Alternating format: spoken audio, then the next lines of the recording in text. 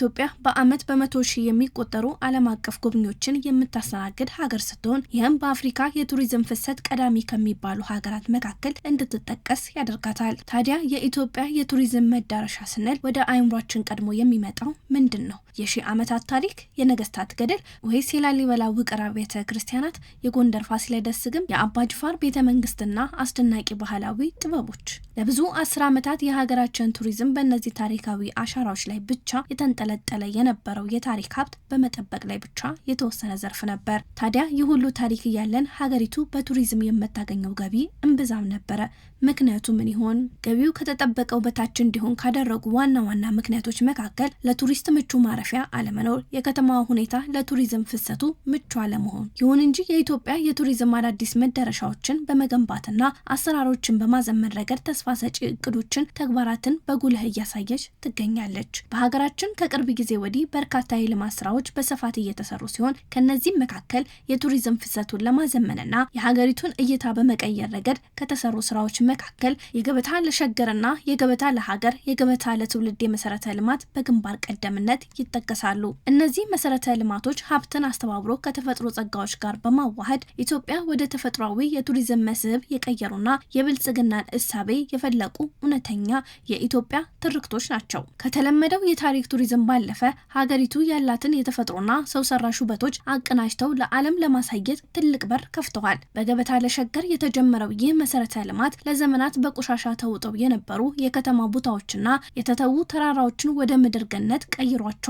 እንደ እንጦጦ፣ አንድነትና ወዳጅነት ፓርኮች ከተማዋን ወደ ራሷ የተሻለች የቱሪዝም ማረፊያ ቀይረዋታል። ቱሪስቶች ከተለያዩ ሀገር ሲመጡ ምቹ በሆነ ማረፊያና በንጹህ አየር ቆንጆ ጊዜ እንዲያሳልፉ ከማድረግም ባለፈ ለከተማዋ የኢኮኖሚ አዲስ መነቃቃትም ፈጥረዋል። ይህ ስኬት በመዲናዋ አዲስ አበባ ብቻ አልተገታም። በሌሎች ክልል ከተሞችና አካባቢዎች ላይም የገበታ ለሀገር ስራዎች የኢትዮጵያ የቱሪዝም መልክ ወደ ሌላ ምዕራፍ አሸጋግረውታል። በዚህ መጠነ ሰፊ የመሰረተ ልማት እቅድ ቀደም ሲል በትኩረት ተዘንግተው የነበሩት እንደ ወንጪ የጎርጎራ ታሪካዊ የተፈጥሮ ውህደት እንዲሁም የካይሻ የኒኢሌ ፓልምሎጂ አስደናቂ ለምለም ተራሮች፣ ወንዞችን ማልማት ተችሏል። እነዚህ ስራዎች የተፈጥሮ መዳረሻዎችን ከማልማት ባለፈ ለአካባቢው ማህበረሰብ ሰፊ የስራ እድል የፈጠሩና መሰረተ ልማቶች እንዲሰሩ ምክንያት ሆነዋል። ይህ መነቃቃት የውጭ ሀገር ቱሪስቶች ቀልብ መሳብ ብቻ ሳይሆን ዛሬ ላይ በርካታ ኢትዮጵያውያን ቅዳሜና እሁድን ጨምሮ በተለያዩ የእረፍት ቀናት ቤተሰቦቻቸውን ይዘው ወደ እነዚህ አዳዲስ ስፍራዎች በመሄድ በሀገራቸው ውበት እንዲደመሙና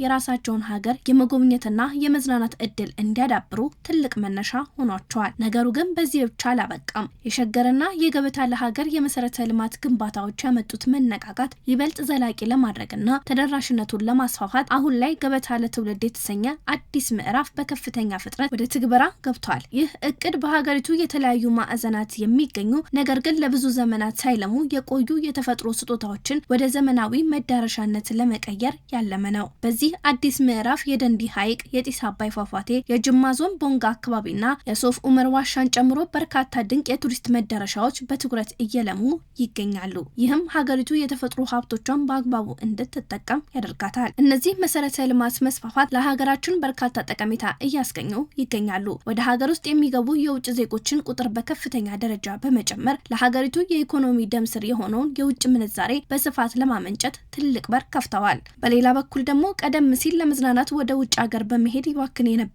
በቢሊዮን የሚቆጠር የሀገር ውስጥ ብር እዚሁ ሀገር ውስጥ እንዲሽከረከር በማድረግ የኢኮኖሚ ፍሰቱን አነቃቅተውታል። ይህም ለሀገር ውስጥ አስጎብኚዎች፣ ለሆቴሎች፣ ለትራንስፖርት ዘርፉና ለአነስተኛ ነጋዴዎች የገቢ ምንጭና ለብዙ ወጣቶች የስራ እድል ፈጥረዋል። ከኢኮኖሚውም ባሻገር ቀደም ሲል በድርቅና በተረጂነት ብቻ ትታወቅ የነበረው የሀገራችን ገጽታ በመቀየር ኢትዮጵያን እንደ አዲስ የመዝናኛና የሰላም የተፈጥሮ ገነት አድርጎ በዓለም ላይ እንድትታይ ያደርጋታል።